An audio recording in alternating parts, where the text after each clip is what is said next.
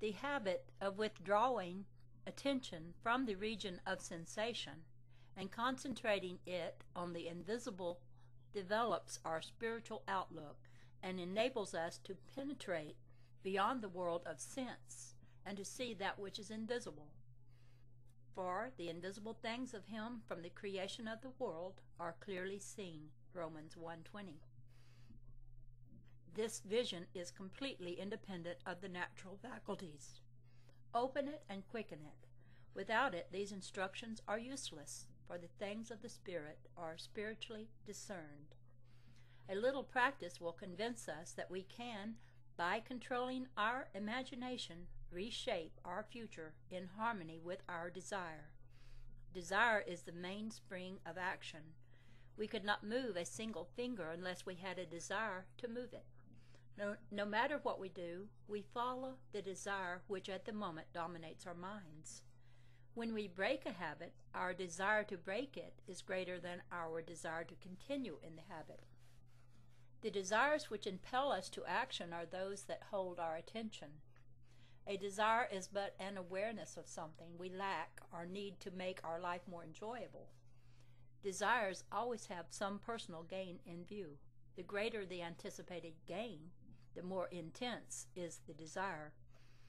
There is no absolutely unselfish desire. Where there is nothing to gain, there is no desire, and consequently no action. The spiritual man speaks to the natural man through the language of desire. The key to progress in life and to the fulfillment of dreams lies in ready obedience to its voice. Unhesitatingly obedience to its voice is an immediate assumption of the wish fulfilled. To desire a state is to have it. As Pascal has said, "You would not have sought me had you not already found me." Man, by assuming the feeling of his wish fulfilled and then living and acting on this conviction, alters the future in harmony with his assumption. Assumptions awaken what they affirm. As soon as man assumes the feeling of his wish fulfilled, his fourth-dimensional self finds ways for the attainment of this end, discovers methods for its realization. I know of no clearer definition of the means by which we realize our desires than to experience in imagination what we would experience in the flesh were we to achieve our goal. The experience of the end wills the means. With its larger outlook, the four-dimensional self then constructs the means necessary to realize the accepted end. The undisciplined mind finds it difficult to assume a state which is denied by the senses. Here is a technique that makes it easy to encounter events before they occur, to call things which are not seen as though they were. People have a habit of slighting the importance of simple things, but this simple formula for changing the future was discovered after years of searching and experimenting. The first step in changing the future is desire, that is, define your objective. Know definitely what you want. Secondly, construct an event which you believe you would encounter following the fulfillment of your desire. An event which implies fulfillment of your desire of something that will have the action of self-predominant. Thirdly, immobilize the physical body and induce a condition akin to sleep. Lie on a bed or relax in a chair and imagine that you are sleepy. Then, with eyelids closed and your attention focused on the action you intend to experience in imagination, mentally feel yourself right into the proposed action, imagining all the while that you are actually performing the action here and now.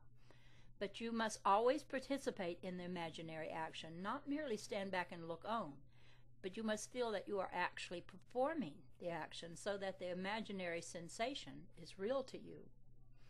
It is important always to remember that the proposed action must be one which follows the fulfillment of your desire, and also you must feel yourself into the action until it has all the vividness and distinctness of reality. For example, suppose you desired promotion in office. Being congratulated would be an event you could encounter following the fulfillment of your desire.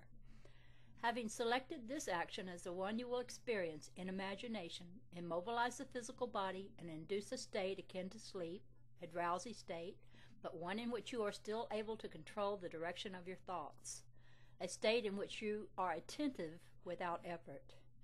Now imagine that a friend is standing before you. Put your imaginary hand into his. First feel it to be solid and real. Then carry on an imaginary conversation with him in harmony with the action. Do not visualize yourself at a distance in point of space and at a distance in point of time, being congratulated on your good fortune. Instead, make elsewhere here and the future now. The future event is a reality now in a dimensionally larger world, and oddly enough, now in a dimensionally larger world is equivalent to here in the ordinary three-dimensional space of everyday life. The difference between feeling yourself in action here and now and visualizing yourself in action as though you were on a motion picture screen is the difference between success and failure. The difference will be appreciated if you will now visualize yourself climbing a ladder. Then, with eyelids closed, imagine that a ladder is right in front of you and feel you are actually climbing it. Desire physical immobility bordering on sleep and imaginary action, in which self-feelingly predominates, here and now, are not only important factors in altering the future, but they are essential conditions in consciously projecting the spiritual self. If, when the physical body is immobilized, we become possessed of the ideal to do something, and imagine that we are doing it here and now, and keep the imaginary action feelingly going right up until sleep ensues, we are likely to awaken out of the physical body to find ourselves in a dimensionally larger world with a dimensionally larger focus, and actually doing what we desired and imagined we were doing in the flesh. But whether we awaken there or not, we are actually performing the action in the fourth dimensional world, and we will reenact it in the future, here in the third dimensional world. Experience has taught me to restrict the imaginary action, to condense the ideal, which is to be the object of our meditation, into a single act, and to reenact it over and over again until it has a feeling of reality. Otherwise, the attention will wander off along an associational track, and a host of associated images will be presented to our attention. In a few seconds, they will lead us hundreds of miles away from our objective in point of space and years away in point of time. If we decide to climb a particular flight of stairs because that is the likely event to follow the realization of our desire, then we must restrict the action to climbing that particular flight of stairs. Should our attention wander off, we must bring it back to the task of climbing that flight of stairs and keep on doing so until the imaginary action has all the solidity and distinctness of reality. The ideal must be maintained in the field of presentation without any sensible effort on our part. We must, with a minimum of effort, permeate the mind with the feeling of the wish fulfilled. Drowsiness facilitates change because it favors attention without effort, but it must not be pushed to the stage of sleep in which we shall no longer be able to control the movement of our attention, but rather a moderate degree of drowsiness in which we are still able to direct our thoughts.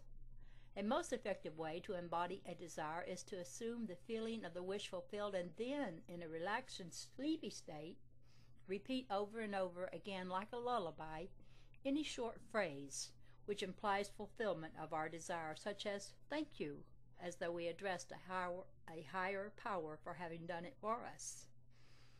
If, however, we seek a conscious projection into a dimensionally larger world, then we must keep the action going right up until sleep ensues.